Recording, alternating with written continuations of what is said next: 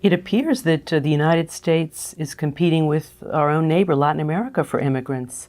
Michael Barone, we're seeing Spanish, Portuguese, instead of looking to the United States, looking to Brazil and other countries of Latin America. How do you see this trend? And is America still appealing for migrants, and if so, from where? Well, the Wall Street Journal has recently reported on migration patterns as measured by Western Union remittances. This is people sending back money to their home country from the country in which they have moved and are working. And what they found was that in 2002, about 50% of worldwide remittances came from the United States to other countries. That percentage is down to about 30%, and the percentage in other countries has gone up, whether it's Brazil and Chile in the Western Hemisphere, Malaysia is an example they cited in the Eastern Hemisphere. And it looks like a lot of migrants from Latin America are going to other Latin American countries where the economy has been growing, where they can find jobs, and where they're better adapted to their languages are spoken, or, in the case of Spanish-speaking migrants, we'll go to a place like Chile or perhaps Colombia or Peru, which have been growing rapidly, or Brazil.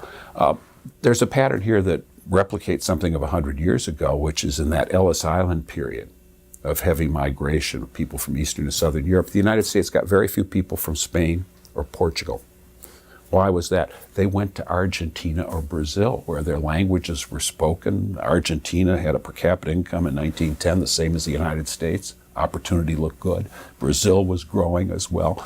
And so I think that we may see Spanish language migrants not heading to the United States in the numbers that they did in that 82 to 07 period, but heading to other destinations as well. We're not the only immigrant destination in the world. Does it say something about our country that we're less hospitable, and to what extent will the United States lose out in terms of skilled manpower or even unskilled to the extent that they help our economy and add to diversity and tolerance here? Well, over the last 2.5 centuries, the United States has been the most intolerant country of immigrants in the world, except for all the other countries that have existed.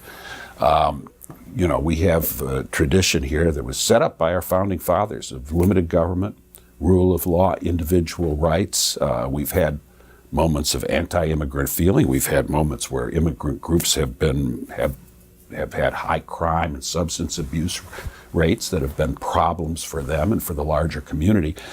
But overall, we've been more accepting, and people do cherish the idea that we're a nation of immigrants, even those Americans who think that we've had too many immigrants recently. I think that's been our heritage. Other countries also have been welcoming immigrants. Anglosphere countries like Canada and Australia, they have immigration laws that emphasize high-skill immigration. They have point systems that you get by virtue of education, by having money, by having science, technical, other talents. I've advocated the United States should move more in that direction. One Canadian diplomat told me, please don't imitate our immigration laws. We want those high-skilled people in Vancouver and Calgary and Toronto. Following up with that, even if we only do allow high-skilled workers, can the U.S. economy afford more people, especially individuals who will likely send a significant amount of their earnings back to their home countries? Well, I think the United States historically has been able to accommodate and find room for more people. One thing you find is that when you have times of real economic distress and slowdown or zero economic growth, migration goes down, both immigration from abroad and internal migration within the country. We're in such a period today. The 1930s, the Depression years, had even greater slowdown in immigration. Even if we hadn't had our restrictive immigration laws, we would have had very little immigration in that period. The period around 1890, when you had a kind of a depression in the early 1890s, immigration declined substantially. And one of the interesting things that happened then was the surge of migration from Ireland and Germany, which had been going on for 2 generations, basically stopped.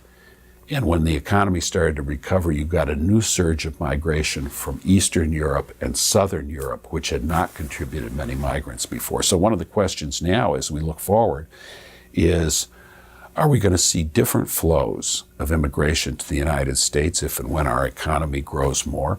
I think the answer is quite possibly yes. I think we're going to see, I predicted we'll see less immigration.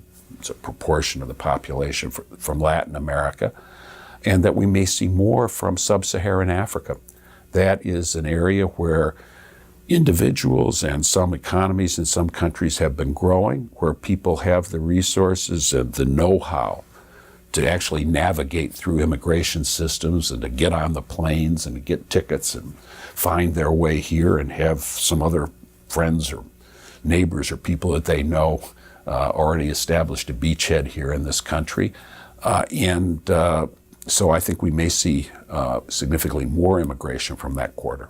That's a very interesting point because, of course, a large part of our audience lives in sub-Saharan Africa, Nigeria, for example. Where do you see specific countries from which these people would be coming? Well, living in Washington, D.C., of course, we see a lot of immigrants from Ethiopia because the Washington metro area has been the prime immigration area for people from Ethiopia in the United States. And so you see a lot of cab drivers, and you see a lot of parking lot attendants, and you see a lot of people with college degrees from Ethiopia performing often in jobs that are equivalent to their talents and stuff coming here. So that's one piece of anecdotal evidence. I think we're, as I say, it's hard to predict where people's dreams will take them or where nightmares will cause them to want to leave. I mean, you mentioned Nigeria.